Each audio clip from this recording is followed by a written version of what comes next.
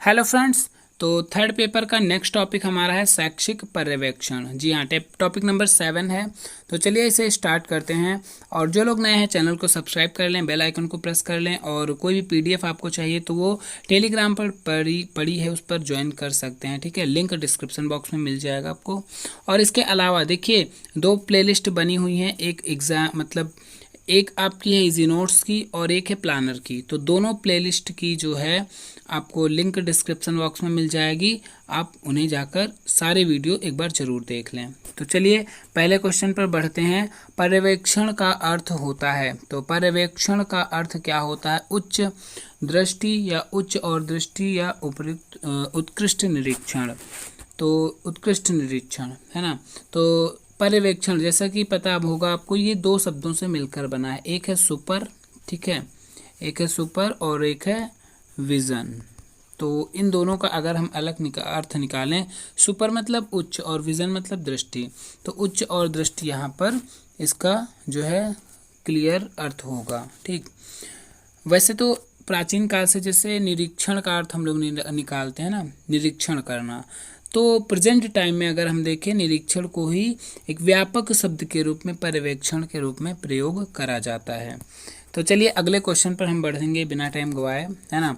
तो अगला क्वेश्चन है नंबर 2। वह उच्च बुद्धि जो विद्यालय को गति प्रदान करती है, तो वह उच्च बुद्धि जो विद्यालय को गति प्रदान करती है वो क्या है?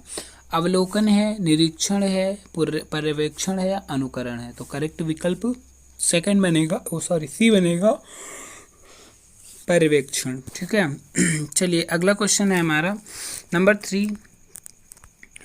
वह दिव्य दृष्टि जिसके द्वारा पर्यवेक्षक संपूर्ण विद्यालय व्यवस्था के सूक्ष्म तत्वों तथा तत्संबंधी समस्याओं का अध्ययन करता है। क्या करता है? वह दिव्य दृष्टि जिसके द्वारा पर्यवेक्षक जो होता है संपूर्ण विद्यालय व्यवस्था के सूक्ष्म तत्वों तथा तत्व संबंधी समस्याओं का अध्ययन करता है, उसका समाधान प्रस्तुत करता है, तो वो क्या कहलाता है?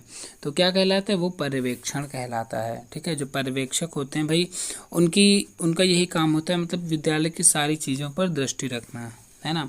तो पर्यवेक्षण का लक्ष्य क्या होता है? जो पर्यवेक्षण किया जाता है उसका लक्ष्य क्या होता है?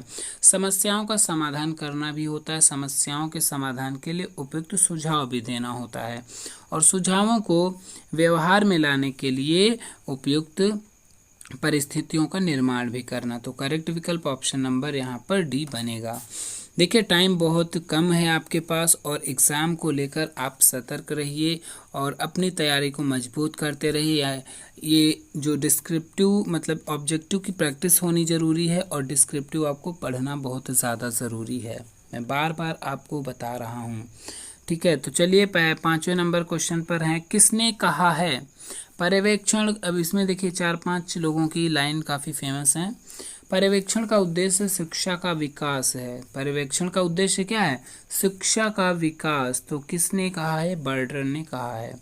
पर्यवेक्षण नेक्स्ट, पर्यवेक्षण करने का अर्थ शिक्षकों के विकास का समन्वय, उत्प्रेरण तथा निर्देशन है। यह परिभाषा किसके द्वारा दी गई? तो ब्रिग्स और जस्टमैन के द्वारा दी गई है।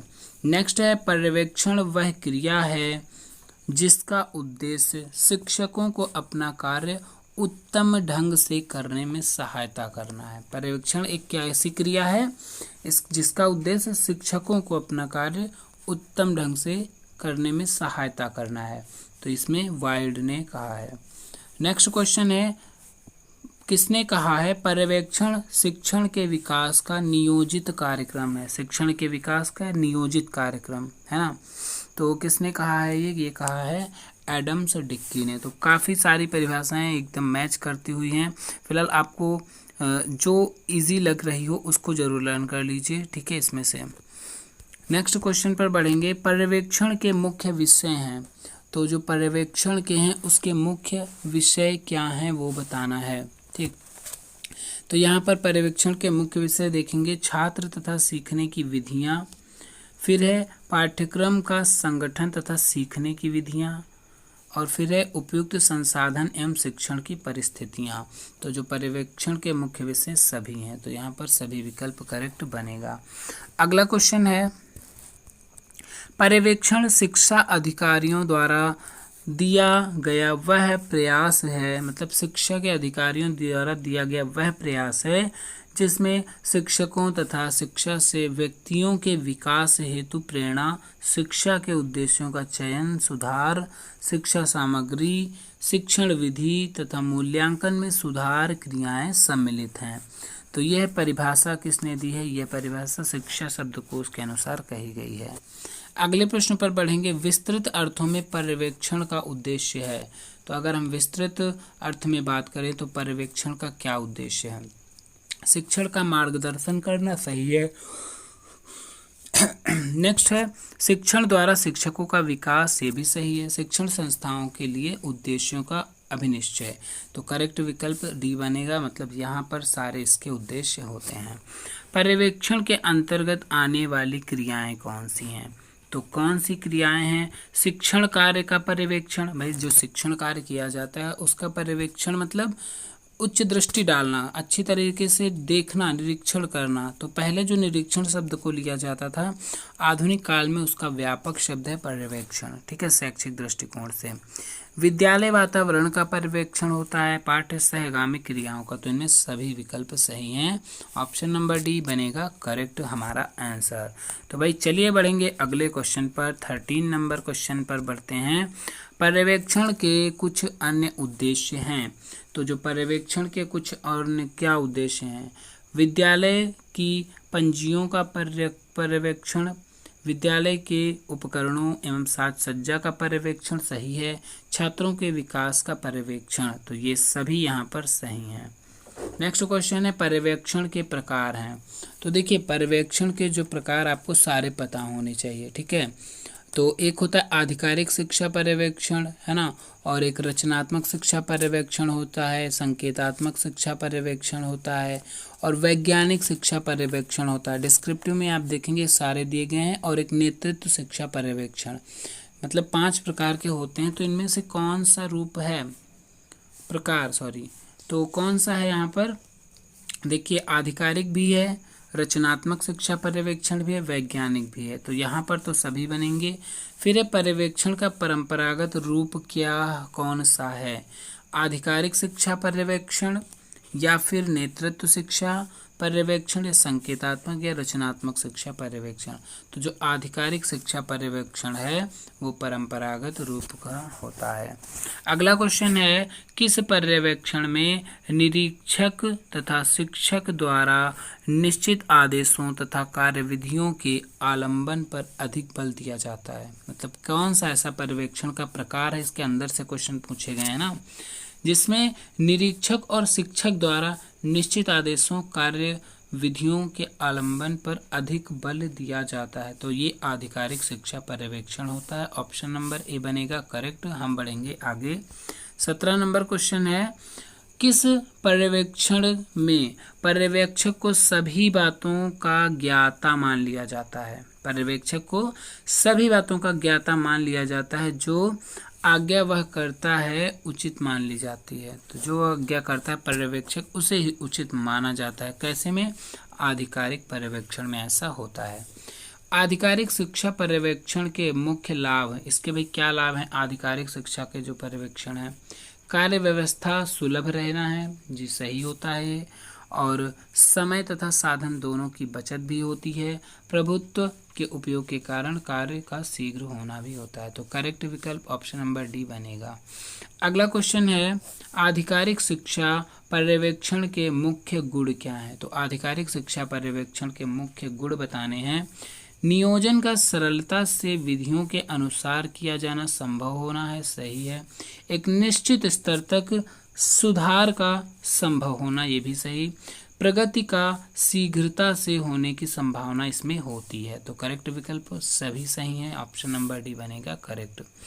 अगले प्रश्न पर बढ़ेंगे। आधिकारिक शिक्षा पर्यवेक्षण, देखिए कई सारे शुरुआत में आधिकारिक शिक्षा पर्यवेक्षण से ही क्वेश्चन यहाँ पर रखे गए हैं। तो आधिकारिक शिक्षा पर्यवेक्षण के दोष हैं, तो मुख्य दोष बताने हैं यहाँ पर कौन से हैं? विशेष मनोवृत्ति से प्रभावित होना, तो विशेष मनोवृत्ति से प्रभावित होना इसका दोष है। एकांगी, दुरूह एवं असंगत है, ये भी इसका दोष है। शिक्षकों के लिए कार्य प्रयोग की स्वतंत्रता का अभाव होना, तो सभी विकल्प यहाँ पर सही बनेंगे। ऑप्शन नंबर डी उपरोक्त सभी। किस पर्यवेक्षण में यह विश्वास किया जाता है कि प्रत्येक शिक्षक, बालक तथा प्रत्येक संरक्षक गुप्त रचनात्मक शक्ति रखता है? तो ये रचनात्मक पर्यवेक्षण में माना जाता है। ठीक है, इसमें व्यक्त किया जाता है कि प्रत्येक शिक्षक हो, चाहे बालक हो, चाहे पर्यवेक्षक हो या संरक्षक, उसमें गुप्त रचनात्मक शक्ति होती है। तो 22 नंबर है प्रश्न, कौन सा पर्यवेक्षण तथा शिक्षण के क्षेत्र में नवीन एवं मौलिक बातों को लाता है? तो कौन लाता है यहाँ पर? रचनात्मक शिक्षा पर्यवेक्षण नवीन मौलिक बातों को लेकर आता है। नेक्स्ट क्वेश्चन है 23, रचनात्मक शिक्षा पर्यवेक्षण के कार्य कौन कौन से हैं? तो शिक्षण को अधिक प्रभावी शिक्षण विधियों तथा कार्यों का अन्वेषण करने के लिए प्रोत्साहित किया जाता है। इसमें जरूर किया जाता है क्योंकि रचनात्मक शिक्षा पर्यवेक्षण है। फिर दूसरे में क्या है? शिक्षकों को रचनात्मक कार्यों के लिए पुरस्कार देना भी इसका होता है। छात्रों की रुचियों के विकास में शिक्षकों को आवश्यक सहयोग देना भी इसका उद्देश्य होता है। तो करेक्ट विकल्प यहाँ पर डी वाला बनता है। नेक्स्ट क्वेश्चन है 24, रचनात्मक शिक्षा पर्यवेक्षण के मुख्य लाभ बताने हैं। तो मुख्य लाभ क्या देखेंगे यहाँ पर? देखिए ऐसी चीज़ों में वो सारे ऑप्शन ऐसे देते ही हैं ना, देखिए उपरोक्त सभी सारे बन रहे हैं। तो यहाँ पर आप जरूरी नहीं कि यही देखकर सब एग्जाम में भी टिक कराएं, ये चांसेस हैं कि हाँ अक्सर क्वेश्चन ऐसे बनाएंगे, ये तो है 100%। उपरोक्त सभी में लगभग आपके 80% उपरोक्त सभी ही सही होंगे। जहाँ पर विशेषताओं की बात हो, लाभ की बात हो, गुण दोष की बात हो, सिद्धांतों की बात हो, इन सब चीज़ों की बात हो रही है। ठीक है, तो चलिए अगला नंबर है हमारा 24, रचनात्मक शिक्षण पर्यवेक्षण के लाभ। यह शिक्षकों को पाठ्यक्रम, मूल्यांकन आदि की विधियों के बारे में स्वतंत्र ढंग से सोचने का अवसर देता है, सही है। शिक्षकों को अपने ढंग से कार्य करने की स्वतंत्रता देता है, सही है। यह शिक्षकों में आत्मविश्वास तथा आत्म मूल्यांकन की क्षमता का विकास करता है। तो सारे विकल्प यहाँ पर सही बनेंगे। ऑप्शन नंबर डी करेक्ट है। 25 नंबर क्वेश्चन है, रचनात्मक शिक्षण पर्यवेक्षण के मुख्य दोष क्या हैं? तो रचनात्मक शिक्षण पर्यवेक्षण के मुख्य दोष क्या हैं ये बताना है। स्वतंत्रता का दुरुपयोग होने की अधिक संभावना होती है, इसमें सही बात है। और प्रयोगों में अधिक समय तथा व्यय का होना भी होता है, क्योंकि क्रिएटिविटी शिक्षण पर्यवेक्षण होता है ना, ये योग्य पर्यवेक्षकों का इसमें अभाव भी होता है। ठीक है, तो उपरोक्त सभी करेक्ट विकल्प यहाँ पर बनेगा, ऑप्शन नंबर डी वाला। ठीक है, अगले प्रश्न पर बढ़ेंगे। किस पर्यवेक्षण की यह मान्यता है कि शालाओं के छात्रों में अन्वेषण करने की रुचि तथा वैज्ञानिक आदतों एवं प्रवृत्तियों के प्रभावी उपयोग से कौशलों का समुचित विकास किया जाए? तो करेक्ट विकल्प यहाँ वैज्ञानिक शिक्षा पर्यवेक्षण में ऐसा होता है, क्योंकि वैज्ञानिक नाम ही आ रहा है तो थोड़ा सा कोड दिमाग लगा के समझ जाइएगा। एयर ने वैज्ञानिक शिक्षा पर्यवेक्षण के आधार माने हैं। तो एयर ने वैज्ञानिक शिक्षा पर्यवेक्षण के आधार किसे माना है ना? तो यहाँ पर देखिए लचीलापन तथा नियोजन या फिर वस्तुनिष्ठता, मूल्यांकन या सभी। तो यहाँ पर सभी चीज़ों को इन्होंने वैज्ञानिक शिक्षा पर्यवेक्षण का आधार माना है कि ऐसे पर्यवेक्षण में लचीलापन भी होना चाहिए, वस्तुनिष्ठता भी और मूल्यांकन भी होना चाहिए। 28 नंबर प्रश्न पर बढ़ेंगे। वैज्ञानिक शिक्षा पर्यवेक्षण के मुख्य गुण क्या हैं? तो जो वैज्ञानिक शिक्षा का पर्यवेक्षण होता है, देखिए आपका पूरा टॉपिक यहाँ पर पर्यवेक्षण के प्रकारों से ज़्यादा पहली बात तो पर्यवेक्षण की परिभाषाओं से क्वेश्चन बने, पर्यवेक्षण का अर्थ। अब पर्यवेक्षण के जो 5 प्रकार हैं ना, उनसे एक एक करके यहाँ पर क्वेश्चन बनाए गए हैं। ठीक है, तो पहले जो आपने वैज्ञानिक शिक्षा पर्यवेक्षण अभी पढ़ रहे हैं ना, और रचनात्मक शिक्षा पर्यवेक्षण पढ़ा है और आधिकारिक शिक्षा पर्यवेक्षण, ये मतलब आधिकारिक, रचनात्मक और वैज्ञानिक 3 के क्वेश्चन आपको मिल चुके हैं ना। तो देखिए वैज्ञानिक शिक्षा पर्यवेक्षण के मुख्य गुण चलिए हम देखेंगे यहाँ पर।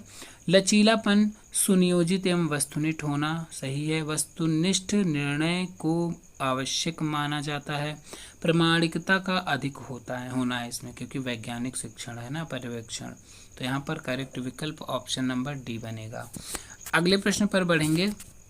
29 है, वैज्ञानिक शिक्षा पर्यवेक्षण में क्या दोष हैं? तो दोष की बात भी यहाँ पर आ गई है। तो ऐसे में क्या होता है, अनेक क्षेत्रों में अभी तक वैज्ञानिक विधियों का प्रयोग नहीं हो सका है, ये इसका एक दोष है। और वैज्ञानिक विधियों का नगण्य प्रयोग हुआ है। आधिकारिक तथ्यों के आधार पर लिए गए निर्णयों में शंका का स्थान भी होना इसका एक दोष होता है। तो करेक्ट विकल्प ऑप्शन नंबर डी है। नेक्स्ट है 30 नंबर, किस पर्यवेक्षण में शिक्षकों की समस्याएं प्रस्तुत होने के पूर्व ही उनके समक्ष रखकर उनका सचेत किया जाता है उनको, ठीक है। मतलब कौन सा वो पर्यवेक्षण है जिसमें शिक्षकों की समस्याएं प्रस्तुत होने के पूर्व ही उनके समक्ष रखकर उनको सचेत किया जाता है। तो यहाँ पर जो संकेतात्मक शिक्षा पर्यवेक्षण है उसमें ऐसा किया जाता है कि शिक्षकों की जो समस्याएं उनके सामने प्रस्तुत करी जाती हैं, है ना, और उन्हें सचेत कर दिया जाता है, संकेत दे दिया जाता है कि ऐसा होगा। संकेतात्मक शिक्षा पर्यवेक्षण के क्या दोष पाए जाते हैं? तो दोष कौन कौन से हैं यहाँ पर देखेंगे। पूर्व संकेत मिल पाने में कठिनाई होती है। भाई संकेत दिया जाता है लेकिन उसका संकेत क्या है एग्जैक्ट टीचर को या शिक्षकों को नहीं मिल पाता। पर्यवेक्षकों तथा शिक्षकों में अत्यधिक कुशलता की अपेक्षा जिसकी पूर्ति असंभव होना है। मतलब जिनमें अत्यधिक कुशलता की अपेक्षा जो होती है वो असंभव हो पाता है। पूर्व संकेतों के मिल पाने की कठिनाई के कारण उनकी उपयोगिता बहुत सीमित होती है। तो सभी विकल्प यहाँ पर बनेंगे सही। नेतृत्व शिक्षा पर्यवेक्षण, देखिए संकेतात्मक उतना इम्पोर्टेंट नहीं जितना कि रचनात्मक और वैज्ञानिक है ना। तो यहाँ पर आखिरी वाला है 5वें प्रकार में नेतृत्व शिक्षा पर्यवेक्षण के गुण हैं। तो नेतृत्व शिक्षा का जो पर्यवेक्षण होता है इसके गुण कौन कौन से हैं? तो शिक्षण संबंधी नवीन गतिविधियों से परिचित करवाना है, सही विकल्प है। यह यथार्थवादी होता है, सही है। छात्रों तथा शिक्षकों को समाज के साथ जोड़ने का कार्य भी करता है। तो सभी विकल्प यहाँ पर सही हो जाएगा नेतृत्व शिक्षा पर्यवेक्षण के बारे में। अगले प्रश्न पर बढ़ेंगे 33। नेतृत्व शिक्षा पर्यवेक्षण के दोष बताने हैं। तो नेतृत्व का हमेशा निस्वार्थी एवं उत्तम होना संभव नहीं, तो ये इसका दोष है। नेक्स्ट है नेतृत्व की क्षीणता शिक्षा को भी क्षीण बना देती है, ये सही है। अत्यधिक सत्ता का उपयोग हो सकता है इसमें नेतृत्व शिक्षा पर्यवेक्षण में। तो सभी विकल्प यहाँ पर बनेंगे सही, ऑप्शन नंबर डी। हम बढ़ेंगे आगे। अगला प्रश्न है शैक्षिक पर्यवेक्षण की आवश्यकता किन कारणों से होती है? किस कारण की वजह शैक्षिक पर्यवेक्षण की आवश्यकता होती है? तो सामाजिक आवश्यकताओं के कारण होती है, या अध्यापकों पर अधिभार के कारण होती है, या नवीन शिक्षण विधियों के विकास। तो इन सभी के कारण जो है पर्यवेक्षण की आवश्यकता होती है।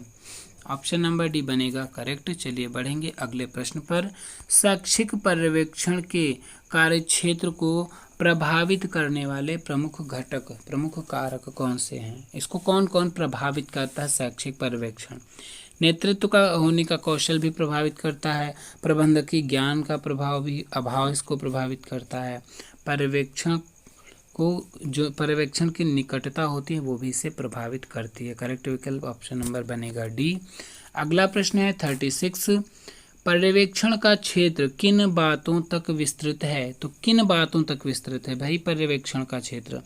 शिक्षण कार्य तक विस्तृत है, या फिर पाठ्यक्रम सहगामी क्रियाओं पर है, या विद्यालय के वातावरण? तो विद्यालय से संबंधित सभी चीज़ों पर पर्यवेक्षण का क्षेत्र, मतलब पर्यवेक्षण के क्षेत्र के अंतर्गत ही सब चीज़ें आती हैं। तो करेक्ट विकल्प की बात करें तो ऑप्शन नंबर डी यहाँ पर करेक्ट बनेगा। अगले क्वेश्चन पर बढ़ेंगे 37 नंबर क्वेश्चन है एक पर्यवेक्षक को अपने व्यवसाय से संबंधित किन कार्यों को करना पड़ता है? तो किन कार्यों को?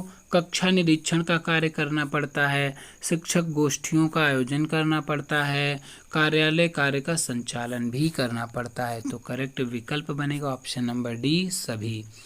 नेक्स्ट है, पेकहम ने शैक्षिक पर्यवेक्षण के कितने सिद्धांतों का उल्लेख किया है? तो पेकहम की बात हो रही है यहाँ पर, तो उन्होंने 10 शैक्षिक पर्यवेक्षण के सिद्धांतों का उल्लेख किया है। अगला है, आर बर्टन तथा बुकर ने पर्यवेक्षण के कितने सिद्धांत बताए हैं? तो सिद्धांत उन्होंने 4 सिद्धांत बताए हैं। ब्रिग्स तथा जस्टमैन ने शैक्षिक पर्यवेक्षण के सिद्धांत बताए हैं। सहकारिता, लचीलापन, उत्साहवर्धक, प्रभावी या फिर सभी? तो यहाँ पर बनेगा विकल्प सभी। फिलहाल हमारा टॉपिक नंबर 7 फिनिश होता है यहाँ पर, और अगले टॉपिक को जो 8 नंबर टॉपिक है उसको हम मिलेंगे नेक्स्ट वीडियो में लेकर। अगर ये वीडियो पसंद आया तो लाइक कर दीजिए, चैनल को सब्सक्राइब नहीं किया सब्सक्राइब कर ले, और शेयर कर दीजिए अपने फ्रेंड्स के साथ, ताकि ज़्यादा से ज़्यादा लोगों को इसकी हेल्प मिल सके। धन्यवाद।